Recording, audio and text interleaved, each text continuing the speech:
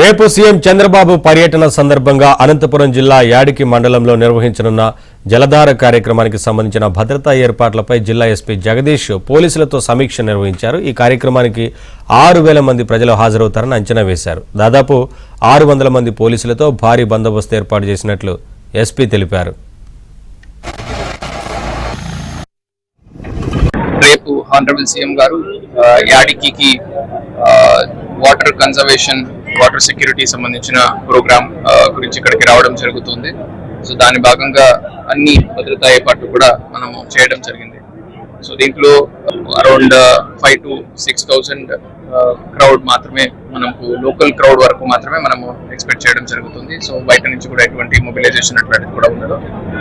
And traffic diversions ఇష్యూస్కి వచ్చినప్పుడు కూడా మనకు యాడికి నుంచి వేములపాడు వెళ్ళేటటువంటి ఆ రోడ్ అక్కడ ఆ ఒక రోడ్ వరకు మాత్రమే మనం డైవర్షన్ చేయడం జరుగుతుంది. అటు టువర్డ్స్ కుత్తి నుంచి వస్తున్న రోడ్డు, మరి ఇటు చిమ్మలవాకుపల్లి వైపు వెళ్తున్న రోడ్, ఈ రోడ్స్ ని ప్రజలందరూ కూడా వాడుకొని వేములపాడు వెళ్లాల్సి ఉంటే కూడా కొంచెం ఆ రూట్ తీసుకుని అగైన్ మళ్ళీ నేషనల్ హైవే ద్వారా వేములపాడుకి యాక్సెస్ వాళ్ళు చేసుకోవచ్చు.